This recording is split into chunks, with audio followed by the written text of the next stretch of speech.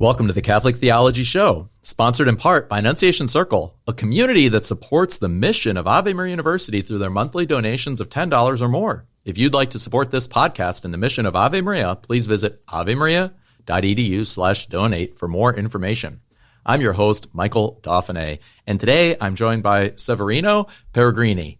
Saverio Perugini. And welcome to the show. Thank you, Michael. Thanks for having me. Yeah, so glad to have you here. You're a professor of computer science at Ave Maria. You've taught at other universities for almost 20 years. Correct.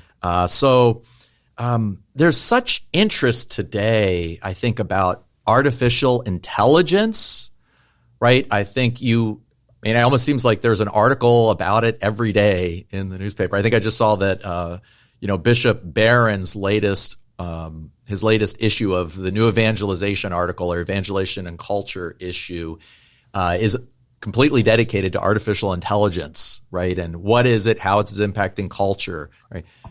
This is just, everyone's talking about it. And I think, so really what I want to do today is to try to help, let's pull back the curtain a little bit. Let's see what it actually is. And so we can understand it better and also recognize what are its genuine maybe threats and what are the genuine opportunities. But it does seem to me that a lot of people think that AI is either going to save us or destroy us, right? So what will AI do? Well, first of all, thanks for having me. Secondly, yes, the headlines have certainly been sensational, right? So I guess what I would say, just as a bite-sized response to that is, we heard the same thing 24 years ago about Y2K, that the world was going to come to an end. And as we all know, we're here right now, and it's 2024, and we're still alive, and we're thriving. So I think we have to sort of take a step, like we're going to do in this show, take a step back, kind of take a deep breath, and really unpack the question. The technology behind AI has certainly, in the last 10 years, the research they've made leaps and bounds.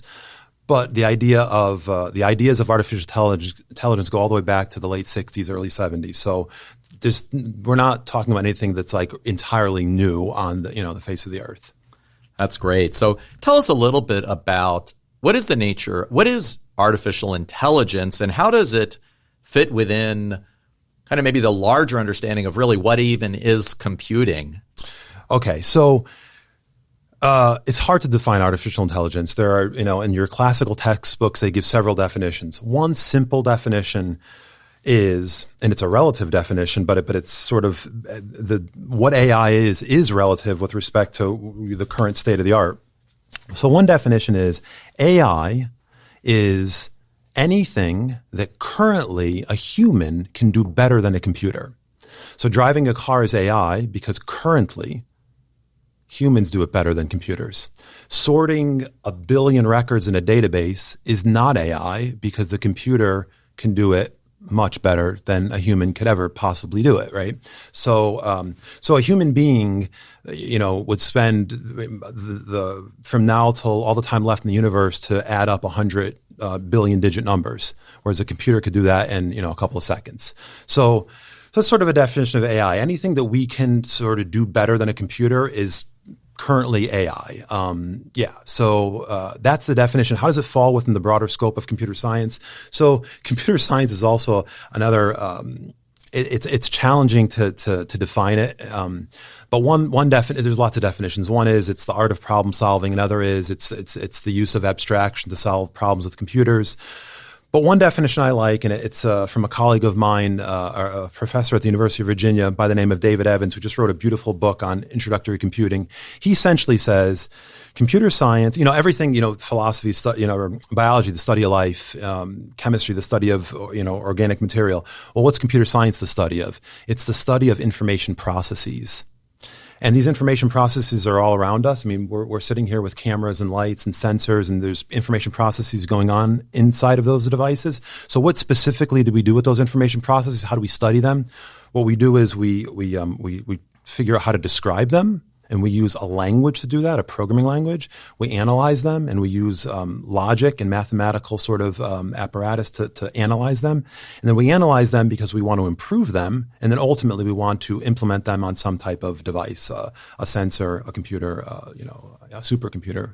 So that's, in a nutshell, what computer science is. That's great. So that focus really on information processing. And it's interesting. I think a lot of people, when they think about artificial intelligence and can robots that have artificial intelligence, will they be alive? Would you want to have a robot or an AI girlfriend, an AI boyfriend, and all these different things that are kind of in the media?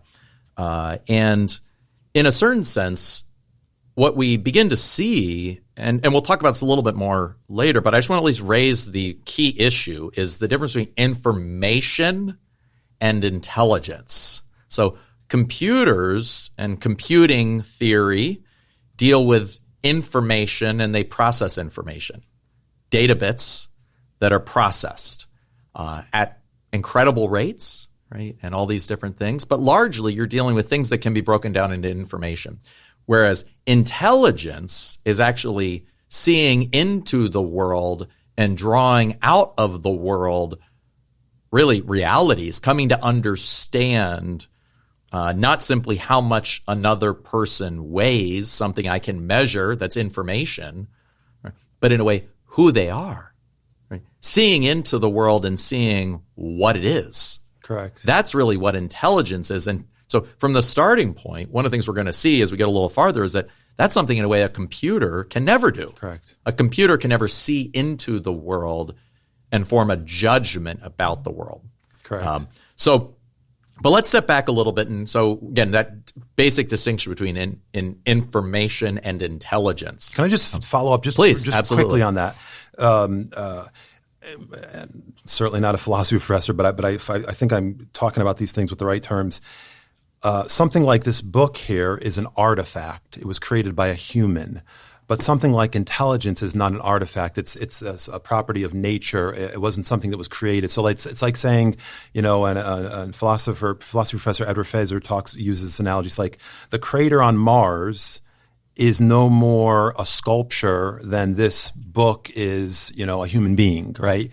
So it may look like the crater on the face on Mars may look like a sculpture, but we know it's not an artifact. It's a natural thing that wasn't created. Yes. Yeah, absolutely. And I think that idea is when you look at texts that have been written by human beings, they seem to be filled with intelligence, but they're only secondarily filled with intelligence. They were written by a person to be read by a person, but they are just marks on a page. Correct. And in some ways, what the computer will do is the computer will recognize those marks on a page, recognize patterns, and then mimic those patterns to recreate secondary modes of information processing. Correct. Right? But in a certain sense, the book is only kind of intelligent when it is being read and understood by a person. Correct. Right. And so it's this element between what we make, right, and in a certain sense, who we are, which is really that we've been kind of ultimately, in a certain sense, of made by God. Correct. Yeah. Correct. And I just read a quote from an electrical engineer professor, and it said something like it was a title of a talk that he was giving to the IEEE, and the title of the talk was. You said, people think it's going to be the end of the world. One practical question is AI going to replace my job? Yes, right. I mean, that's a very real concern, right? And the title of the talk was something like, AI will not replace humans. Humans who know AI will replace other humans, right? So, I mean, AI is not going to replace anything. It's the humans who use that who will replace jobs or, things like that. Yeah. Yeah. So let's take a look. I think right now we have probably one of the more famous or well-known instances of AI that seems to be really kind of capturing a lot of people's attention and their imagination is this ChatGPT. Certainly changing in some ways education. Students have easy access to modes of essay production, right? That was hitherto unknown, and so right. We're having to adapt sometimes. Professors are perhaps recovering in-class writing assignments, oral exams, these different things to help students make sure that they are really developing the skills of thinking and writing on their own, coming to those judgments. But so simply, maybe just to start with, what is ChatGPT? And maybe you could just start with, what does the GPT stand for? And just, in kind of layman's terms, a little bit of what do each of those terms mean? So GPT is generative pre-trained transformer. And that's just a fancy way for saying, another way to describe it is LLM, large language model. And again, what is that? It's all alphabet soup, but it's essentially a neural network, which is a type of, you can think of it as a type of algorithm, mechanized computing. And what it does is it processes massive amounts of data, massive corpora, and tries to learn. It's trained. This is a training phase, sort of in a testing phase, and it tries to learn patterns in pre-existing data, so that when it sees a new situation, it could classify what you've given it new based on the train. It's almost like in a classroom, we don't train our students, but we teach our students with example problems. That's training data. And then, at the end of a month, we give them a test, and hopefully the test data will match the training data. If it doesn't, then they're not going to learn very well. But if it does, we see how well they performed on that. How well can they solve those new problems? And that's essentially what's happening. There's a training phase and a testing phase. The training phase, being the training phase complete, it learned patterns so that when it sees new instances of these patterns, it can classify them. So for instance, you have 1 million mammograms. Which ones are going to develop into breast cancer? Well, if a neural net is trained on those, it can learn the properties of those X-rays, what looks like it might evolve into cancer. Now, of course, that requires a human physician to classify those. So we have to know the answer, right? When we train, we have to know this one is turned into cancer, this one didn't. So we know the answer. So then it learns what's the function from this input to the output. You learn that. So when you give a new one, it can predict. And that's essentially what ChatGPT is doing. It's trying to predict, in a very crude sense, given a sentence, what's the likelihood that this next word will be the next word in that sentence? And if you take that and scale it to a grand level, that's how you're giving it a prompt and it's giving it an entire essay. Or you're giving it a prompt and it's writing a program for you, which is, in the world, I have to deal with that, right? Yeah. So as far as I understand it, then this sense that what is happening in a way within say ChatGPT, that it looks at the entire internet, so to speak, and all the texts that are on the internet, and it breaks them down into zeros and ones and patterns, and it says what sorts of patterns are occurring, and then what sorts of patterns will likely follow next. And so in that sense, then it seems to me then one of the it can appear, and I've also heard that they include randomness in the training of AI so that it seems human because it doesn't always say the same thing. But that's really just a random number calculator stuck into the outputting process, so that we tend to think that because if something moves, we think it's alive, and if something changes and doesn't always do the same thing, we tend to think it's alive. And so this aspect then of these things are actually, again, they're not random. They're actually trained, and you're not really random if you're following a random number generator. Correct. Right. It's not the spontaneous thing of life. But you also raised an interesting question there, which is that, so what AI then does is it's not kind of, so to speak, sharing wisdom or judgments about what is true. It's simply, in a way, repeating the patterns that are just found across the internet. Correct. So AI, in a certain sense, can't be smarter than the common texts that are out in the internet, so to speak. Wow. Yeah. So there's so much to unpack there. So yes, and I hope I'm going to pronounce this Latin word correctly. So what you just described, I think it would be fair to say what you're essentially saying is AI doesn't generate ex nihilo. Would that be correct to say? I mean, it doesn't generate, it doesn't work in a vacuum, right? Now, we have to back up just a second. There are two AI is a huge field. Machine learning is a subfield of AI. Within machine learning, there are essentially two ways to learn. One is called supervised learning, and one is called unsupervised learning. Now, with supervised learning, that's essentially learning with a teacher. The teacher is the data. You feed into the algorithm the pre-existing data, and we'll learn. Unsupervised learning is learning without a teacher. And what that is essentially learning by bumping into your environment. So for instance, I get to the academic building every morning. I try to find a parking spot. Or let's just say I'm in Publix, an enormous parking lot, and I go at this particular time of day. And I know, don't go down this aisle because there won't be spots there. I'll go down this one. So after a while, I do this for a year or so. I kind of learn where the good spots are. No one taught me that. I learned it by bumping into the environment, by collecting rewards or collecting positive rewards and negative rewards. This idea that you just brought up about randomness, it's not entirely to make it seem real. This also serves a very real. It also serves an integral function, and that is that in AI, particularly in unsupervised learning, when you're learning by bumping into the environment, that's called reinforcement learning. You need randomness because then if you don't have randomness, you're not. And again, when I say randomness, I mean pseudo randomness. Of course, it's an algorithm that generates the randomness. You're going to get stuck sort of in a local minima or maxima. For instance, if I'm trying, just take the parking analogy. If I'm trying to find a parking spot, and I do this for a year, bumping into the environment, I figure out this is the way to go. Once I've learned, I start exploiting the policy I learned.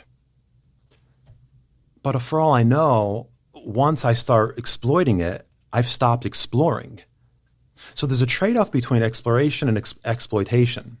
You explore to learn your policy, and then you exploit it to get the advantage. But once you're exploiting it, you're not learning anymore. So for instance, every now and again, I might go down a random path in the grocery store because there might be a better spot there. And then I'll update my conception, my model of the world. So the randomness is not just to make it appear real. It serves a function that we want to continue to learn. We don't want to just we learned everything about the world. Now we'll just exploit that. No, there's new things. Yeah. There's new avenues to explore in the world. So that's sort of So I know that was a long answer to. No, that's great. That's really helpful to see. And I've heard that was also, I think, the experience a lot of people have is with the Roombas, right? The Roombas apparently were famously designed with some kind of that they learned by bumping into things. That's reinforcement learning, correct? Right, yeah, as opposed to kind of needing to map and then master. It's correct. More right exploratory. Correct. Yes. That idea that somehow we learn with our bodies. Correct. Right, and so computers, almost like machines, need to have bodies so then they can learn at least physically in the world what's going on. Right.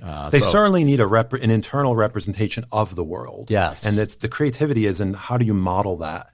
People have spent, there's been decades of research on how to model a local environment. Yeah. So before we dive into a little bit about both computing and artificial intelligence, and I think limits and, again, cultural things that I definitely want to speak in more about this, but I'd love just to hear a little bit more about you. And would you talk a little bit about, especially for our audience, how did you, get interested in studying computers or computational, theory, information processing, as you put it? And, how did you integrate that with your faith as well? Yeah. So as you had mentioned, you said I've been doing this about 20 years. Thanks be to God. This is my 20th year, academic year post PhD. So I've been here 2 years. I spent 18 years at the University of Dayton, which is a Marianist institution up in southwestern Ohio. I was there 18 years, here too, since 20. I joined there immediately after my PhD, which I spent 6 years at Virginia Tech, which is a sort of large Research One university in southwestern Virginia. And before that, I was at Villanova University, which is an Augustinian institution in Philadelphia. So how did I get interested? I started at Villanova back in the last millennia as a mathematics major because I loved the beauty of mathematics. And took a computer science course my second semester there and just fell in love with really the creativity. And I think that's a big misconception about computer science, that it's sort of techie people. And really there's so much beauty. I mean, very famous computer scientists have said code is poetry. And it is. It's in some sense, a lot more art than science. There are scientific aspects to it because there are hard limits. But a lot of the limitations that artists face is what we face as computer scientists, because we don't face physical limitations that, like, say, an engineer or a scientist would face. We face limitations that artists face, which are our creativity, our limitations on our creativity, our cognitive abilities, how much memory, how much can we remember at one time. These are sort of the limitations or the challenges computer scientists face. So I fell in love with that sort of artistic side of it and taking a problem, and I'm going to try to figure out, how can I solve this in a creative way that's elegant and efficient and so on? So that was sort of my trajectory. And then, you see with regard to my faith, you start to see that in some sense, you need both faith and reason. I think Pascal said that there are two equally dangerous extremes. One is thinking of everything as reason, and then excluding it and thinking of just taking everything on blind faith. So we need both. And I can see that in a lot of the mathematical theories and proofs we do. We start with axioms. That's faith. We don't have proofs for those. We take those on faith, but from that faith, those axioms is true. We can infer new propositions using reason. You need both, right? It's so as I came to learn more about my faith, I just saw how it dovetailed so well with everything we're learning, because ultimately everything's from God. And did we discover computer science or did we invent it? I like to think of it as we discovered it. It's God's creation. It's a property of the universe, as people like Alan Turing have discovered. But yeah. So that's great. Yeah. And would you say, I know you've written a number of books as well. Would you just say a few words about those and what you've tried to do in your writing and teaching? Yeah, so I just published the book, Programming Languages, Concepts and Implementation. It came out in January 2023. It's a textbook. Sort of, I like to think of it as my magnus opus, but it's a textbook that's for a course. It's a fairly standard course in any computer science curriculum across the country.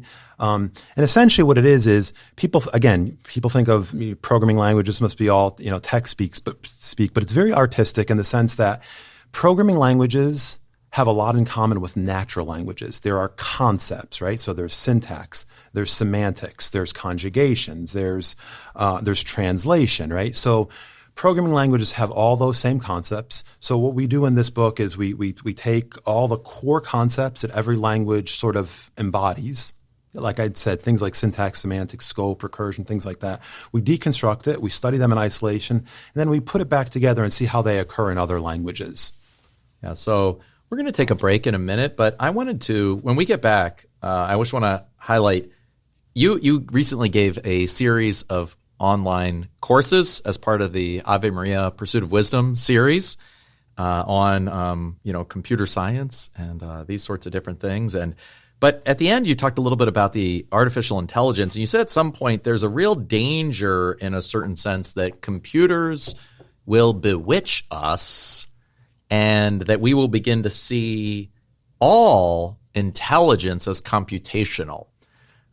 So almost that the real danger isn't that we will make computers human, but almost that we will begin to see humans as computers. And I was really struck by that, and I'd love to talk more about it as we get back right after the break. Sure, thank you. You're listening to the Catholic Theology Show, presented by Ave Maria University and sponsored in part by Annunciation Circle. Through their generous donations of $10 or more per month, Annunciation Circle members directly support the mission of AMU to be a fountainhead of renewal for the Church through our faculty, staff, students, and alumni. To learn more, visit avemaria.edu/join. Thank you for your continued support, and now let's get back to the show. You spoke a little bit about, I think, this book, Neil Postman on Technopoly, The Surrender of Culture to Technology. Neil Postman famously wrote that book, Amusing Ourselves to Death. Right, that's right. And a few other books. But this was The Surrender of Culture to Technology. And one of the things you identified there that I really thought I was just really struck with is that all technological achievements also somehow come with costs, right? that both they can be used for good or for ill, but also just they change life somehow. So, cars are good. They allow us to get around, but you also have worse accidents. Correct. Yeah. That's a cost. And the problem sometimes with computers is we don't see the costs. The costs are sometimes hard to see. And of course, really with anything, often the costs are hard to see. But you mentioned that one of the costs is that as we trust more in artificial intelligence, we may trust less in human expertise. Correct. And if that happens, then the ability of human expertise to really develop and see things could become lost, right? You also mentioned, right, the sense that as computers and their power may bewitch us, we might begin to see even human intelligence as merely computational. Correct. Yeah. So talk a little bit about this. What is it about artificial intelligence and just some of these things that are going on with technology? How do they, at least as you see it, how are they kind of shaping perhaps negatively the way we look at human beings? Correct. So yeah, oh my gosh, yes, it's a huge thing.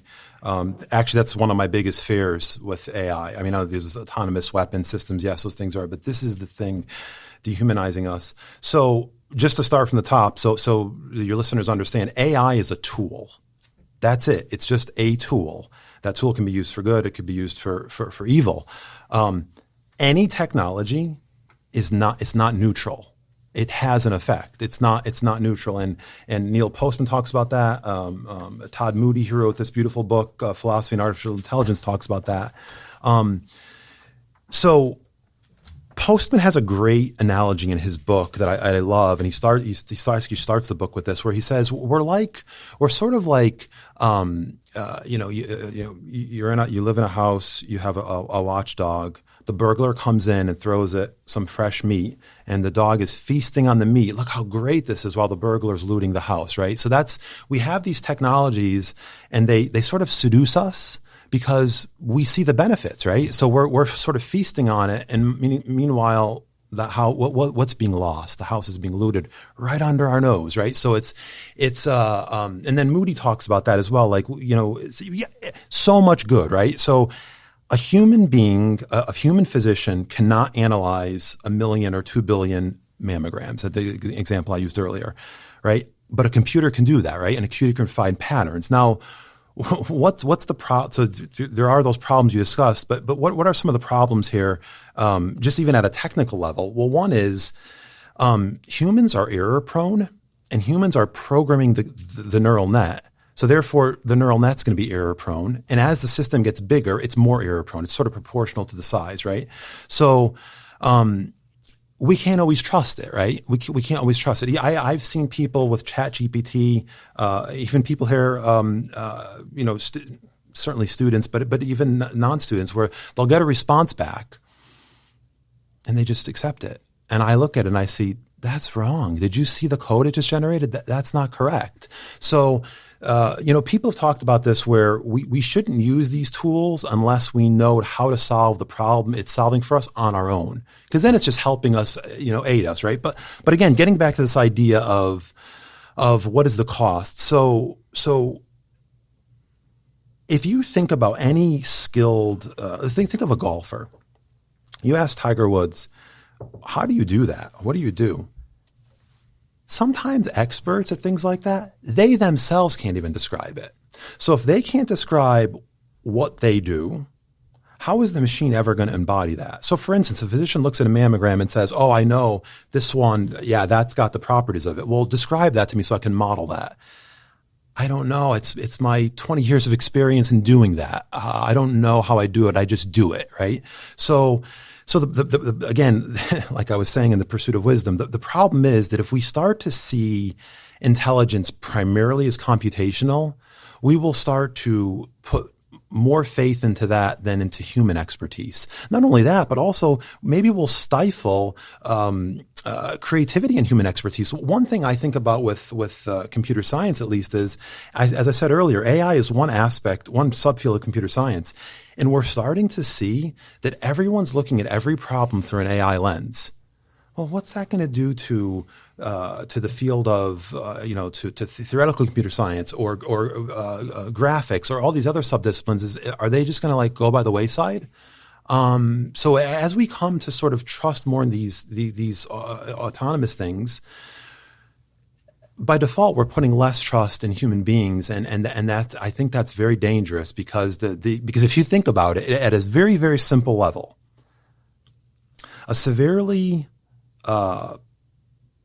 mentally handicapped person, if someone walked into a room, their mother or the father, they could recognize them like that. They could even learn to say words. Computers have a very hard time recognizing images and recognizing speech. So things we do at a blink of an eye, a computer has a hard time. But think about this. Playing a game of chess, a good game of chess, requires a high level of intelligence. A severely mentally challenged person probably can't do that. The computer can do that like nothing, right? Yeah. So it's sort of there's this interesting sort of inverse relationship between human intelligence and computer intelligence. So we need the human intelligence as well. Yep. Yeah. So there's a book by Sherry Turkle, Alone Together, Why We Expect More of Technology and Less from Each Other.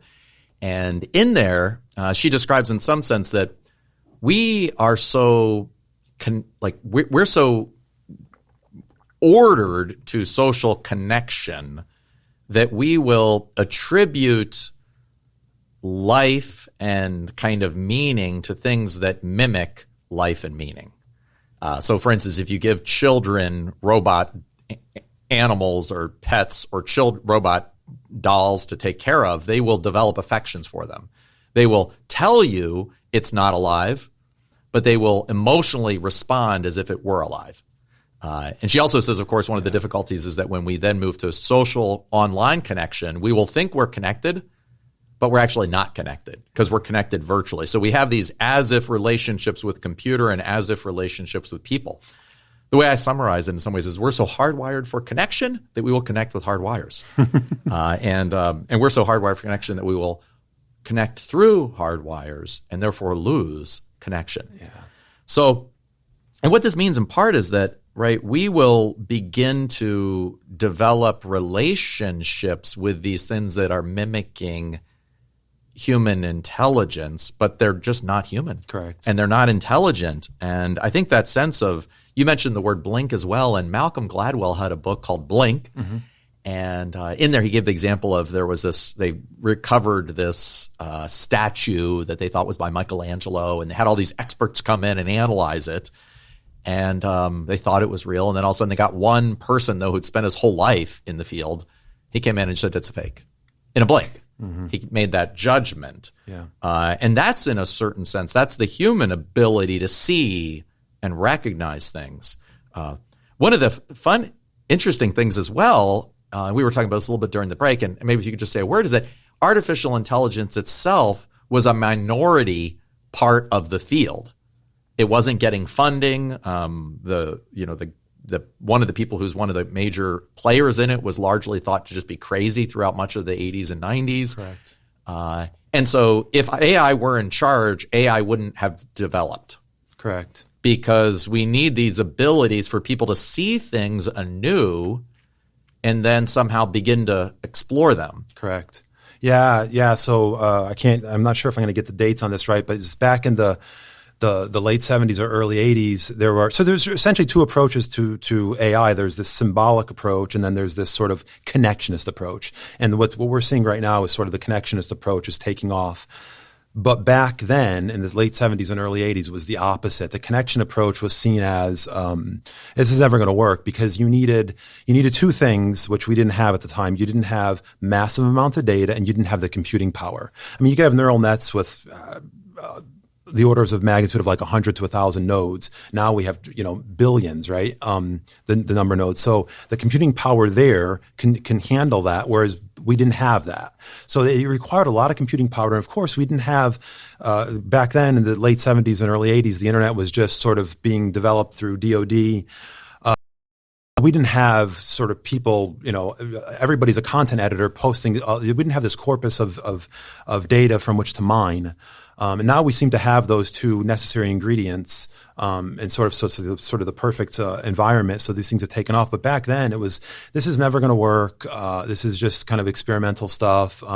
But thanks be to God, they stuck with it. And this is where I get to the idea of like faith versus reason. They actually had faith that would work, because all the science was saying, no, this is not really going to take off. The symbolic approach is the better approach. So yeah, there was something, I forgot how they term it. It's how they call this, but it's like an AI winter, where the funding had all dried up and people were doing things on their own dime to keep their research going. Yeah. And even from just, let alone from a faith-based or understanding of the human person, right? Even from a scientific perspective, often the great discoveries were rejected by the main. Einstein's early work was not accepted for a while. Correct. Lemaitre's work, George Lemaitre's, the Catholic priest who developed the Big Bang, was not accepted for I think about a decade or two until we came up with new data. So many different times where there's a way that the status quo gets settled in, and then it is somewhat overturned by somebody being able to see something. And to a certain extent, what AI is doing is just seeing what everyone sees right now. Correct. And that can then become the dominant view. So I want to mention two things and just hear what your thoughts are about them. So we'll just take one at a time. So the first one is that I think what a lot of people don't realize is this contemporary trend to treat human beings like computers has a 400-year pedigree. Okay, Thomas Hobbes, who was a English political philosopher.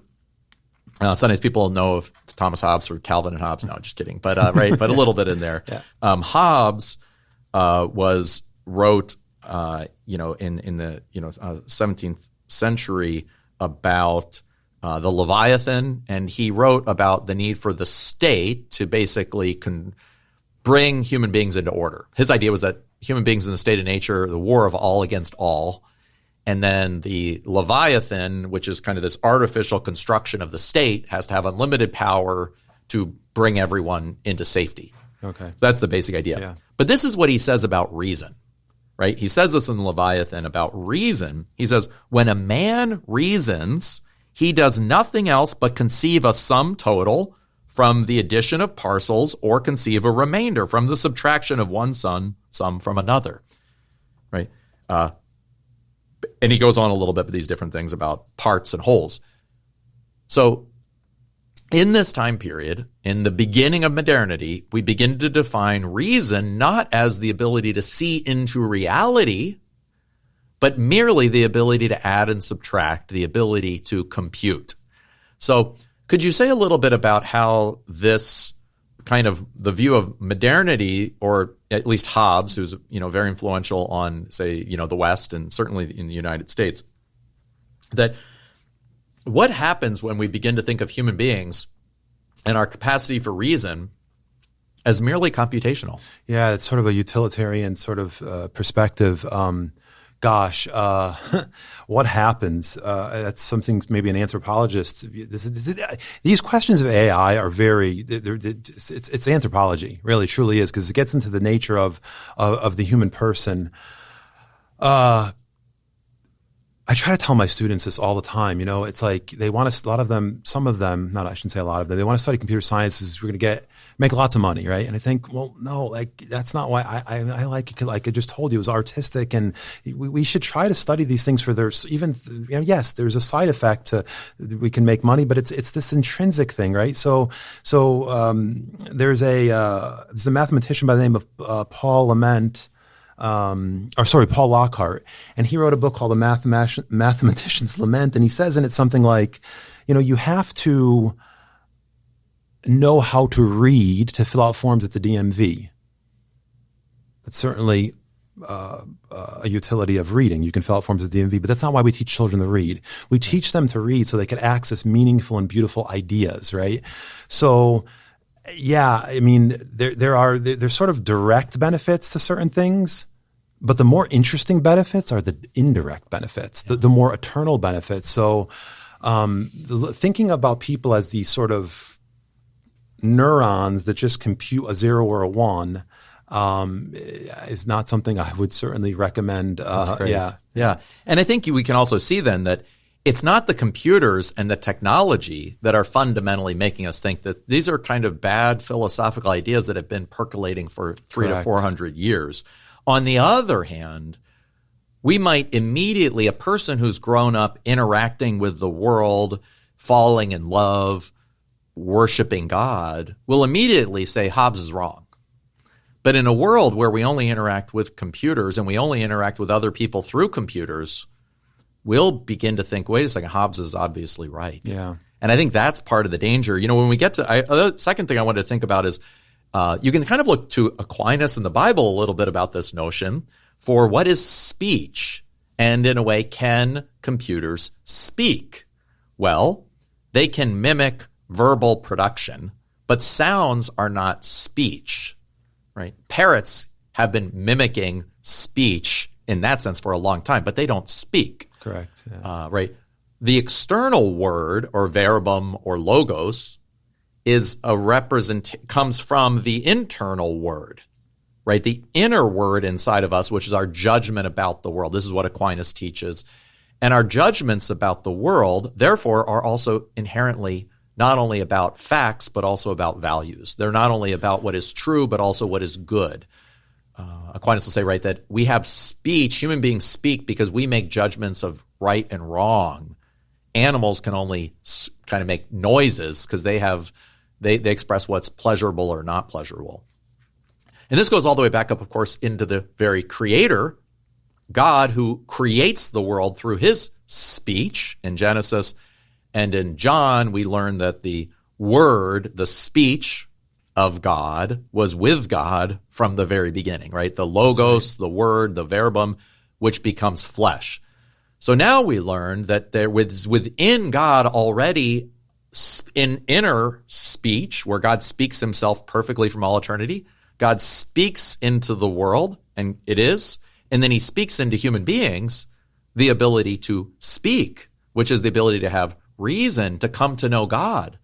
And then God, of course, because we lost our ability to speak the truth, and we became, right, ultimately in a world of lying and murders and all this brokenness, God then comes to restore it through a new speech, through the covenants, through the prophets with Israel, and then, of course, in Jesus Christ. So this idea, in a certain sense, right, it really does change the way we have to question is what is a human being? Correct. Yeah. Is a human being merely a mechanical process, or is a human being a source of wonder? And I think the more you look at human beings, or look at human beings through computers, or look at computers, you forget that we made computers. Correct. Right? Yeah. It's like even when we talk about, a computer beating Garry Kasparov.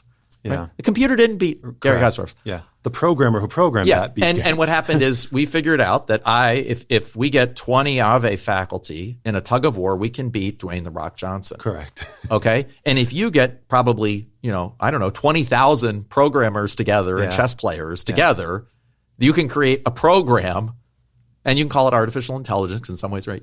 That will beat a chess master. Correct. And that's amazing. Yeah, but what that does is just show how human beings are clearly, really have this capacity for thinking, but we are so used to thinking about what is in front of our eyes that we forget what is behind our eyes, right? And we forget to recognize the deepest mystery of the human person is really our own consciousness. Correct. Our own awareness of ourselves and our ability to think about the world in a creative manner, right? That somehow mimics God's own, right, creative thing. So could you just say a little bit about trying to recover that sense of the human person, and maybe a little bit about what is it about computers that can almost bewitch us into we begin to love the computer instead of the human being who made the computer, which ironically is just replaying the history of Israel and idolatry. Correct. Where we, instead of worshiping God who made us, we worship the work of our hands.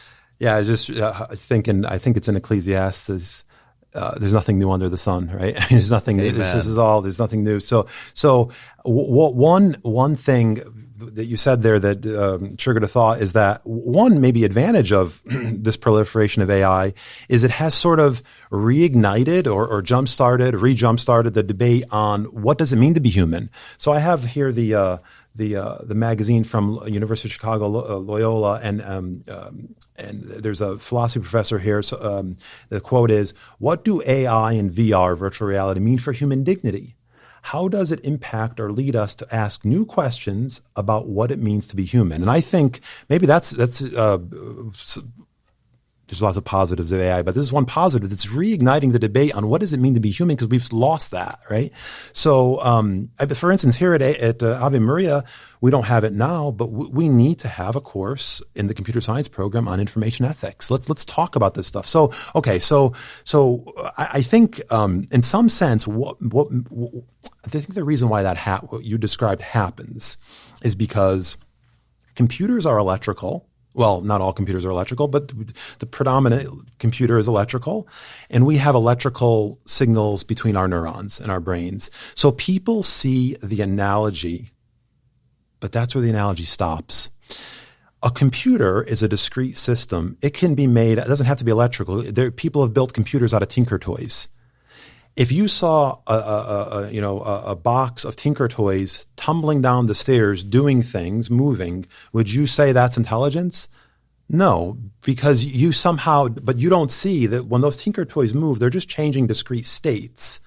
But somehow because the computer's and Edward Fazer talks about this, somehow because the computer's electrical and we have electrical signals in our head between our neurons, we somehow, think they're the same.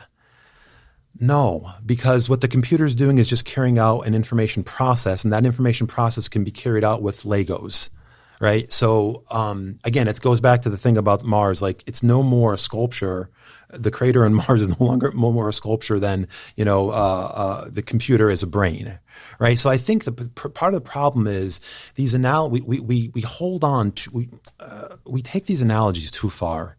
We're sort of, and we don't even know what's happening, right? We take them too far, and then it becomes sort of like, oh, that's just, I mean, not to go down a rabbit hole, but Alan Turing, the concept of a Turing machine is sort of is the definition of computation, right?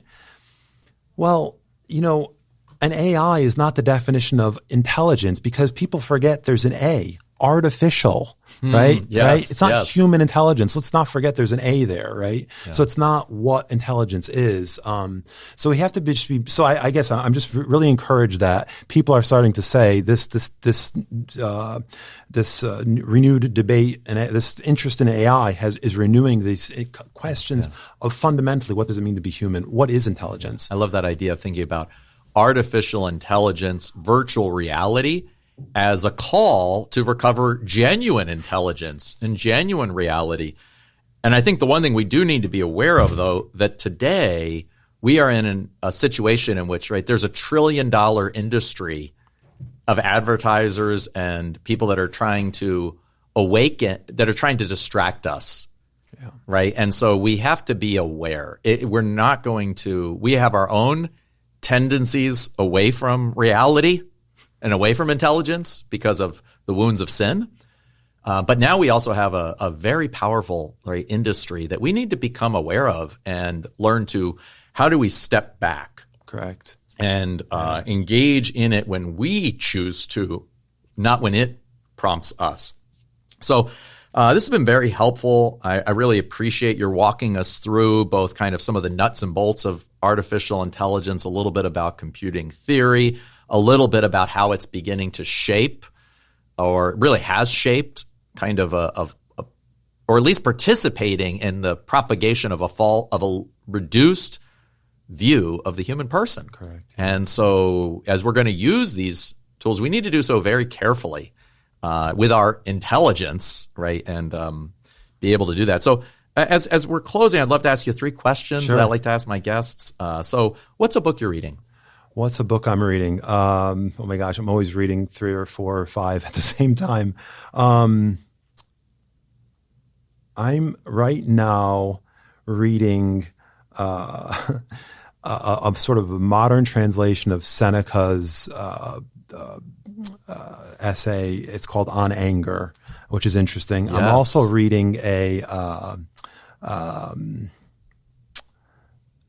so I'm looking at that, but that's sort of not really a book. It's sort of an essay. I'm also reading incrementally Philosophy Through Computer Science. And I don't know how I could forget this, but with a group of faculty here, we have a book club, and we're going slowly through Plato's Republic. We did book 5, but and it's just 10 books. So walking through that very slowly. That's beautiful. We're walking through that slowly. It's a great way, and I think hopefully people that have listened as well could. What a wonderful place I think at Ave Maria and to have you here now for people to be able to study kind of computer science, computing within the context of a certain sense of wonder at reality within the overall liberal arts, right? So that's such a gift. So second question, what's a spiritual practice that you do on a regular basis to help you strengthen your faith and recover a sense of meaning and purpose in your life? Oh, wow. The simple answer to that is mental prayer. I do 30 minutes of mental prayer every day. The spiritual director of mine about 3 or 4 years ago got me going with mental prayer, and it was like introducing me to a room in my house that I never knew existed, and it turned out to be the ballroom. And I know sometimes people think that it's a very Protestant way to pray because we're not using scripted prayers, which we have in our Catholic tradition, very, very beautiful prayers. But just having that one-on-one time with Christ in front of the tabernacle, using something to start a conversation, and then using the affections, adoration, thanksgiving, reparation, and a petition to sort of start a conversation. And I mental prayer is just I don't know what I would do without it. Yeah. And finally, what's a belief you held about God that you later learned was false, and what was the truth you discovered? Oh, these are really great.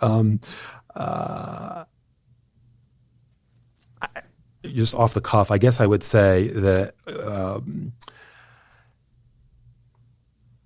When you're younger, you sort of think of God sort of as a vending machine. I put in a prayer and I put in my quarter and I get out what I want. And that is sort of the third grade interpretation of God. We can go many layers deeper into the onion. So what I learned is that prayer is not so much asking for things, it's conforming my will to his will. And that's really what it is. It's just about a relationship. It's not about prayer of supplication consistently. Yeah. That's beautiful. Yeah. Well, thank you so much. Thank you. We've had a Professor Saverio Perugini on our show today, professor of computer science at Ave Maria University, author of several books and articles, many articles on computer science. And we've been discussing the issues of artificial intelligence and how we can learn to understand it and perhaps respond to it more effectively and really recover this great sense of really not only the glory of God, but the beauty of human intelligence and this willingness to face reality. So thank you so much for being on our show. Thank you for having me. And listeners may wish to look at, we have another episode, not so much on computing, but with an engineer, actually, who became a Dominican sister on creation and the Big Bang, but another one where science and technology and faith meet. So you may wish to do that. And also, if you've enjoyed the show, I encourage you, please, to subscribe to us either on YouTube or on Apple Podcasts or Spotify. And we always appreciate it if you're willing to recommend us to a friend or family. Thank you so much for listening today. Thank you so much for watching. If you enjoyed today's episode, please hit the like button and subscribe to the Catholic Theology Show. Thanks, and God bless.